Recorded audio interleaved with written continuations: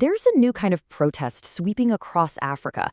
And get this, it's leaderless, it's organized on TikTok, and it's powerful enough to actually topple governments.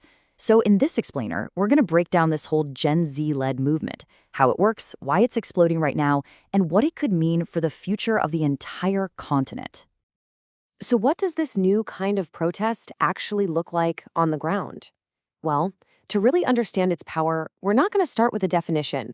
We're starting with a result. Because just recently, a president was literally forced from office. Not by a military coup, but by this decentralized, digital-first movement. And that story unfolded on the island nation of Madagascar. What happened there was so fast and so decisive that it caught pretty much everyone, the government and international observers, completely off guard. It all started with something that seems pretty basic: protests over chronic water and power shortages. But within just a few weeks, that anger snowballed into a massive nationwide call for the president's resignation. The government just couldn't contain it. Then, in mid-October, the military actually sided with the people on the streets. And just a few days after that, the president was on a plane out of the country, and the military had taken control. It was, no exaggeration, a political earthquake. But here's the thing. Madagascar isn't some isolated case. It's actually the latest and maybe the most dramatic example of a protest wave that's spreading all across Africa.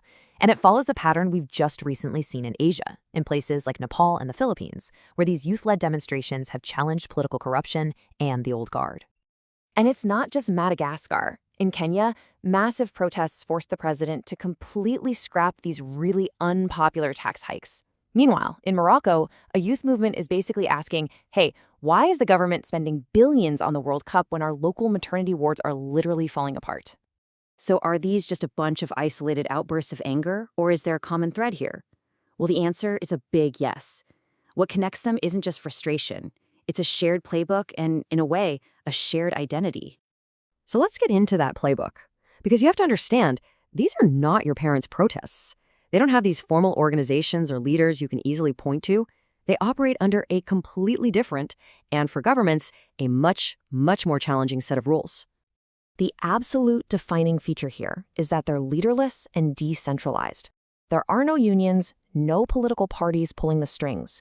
Instead, the whole thing is coordinated spontaneously on platforms like TikTok and Instagram. And you know, that lack of a central command, that's precisely what makes them so powerful and so incredibly unpredictable. You can really see the contrast here. Traditional protests had leaders you could arrest, right? Organizations you could negotiate with. But with this new model, there's no head of the snake to cut off. There's no one to call into a meeting. It makes it unbelievably difficult for governments to suppress or control them. This digital connection even creates these kind of bizarre shared symbols. Get this, the pirate flag from the super popular Japanese manga One Piece has become an unofficial banner for protesters from Madagascar all the way to Nepal. I mean, think about it. A cartoon symbol of rebellion is uniting these very real movements all across the globe. Okay, so we've talked about the how, but what about the why? And specifically, why Africa? Why is the continent becoming the new epicenter for this protest wave right now?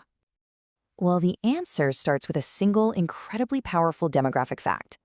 More than any other continent on the planet, Africa is overwhelmingly young. The median age in Africa is under 20. Just let that sink in for a second.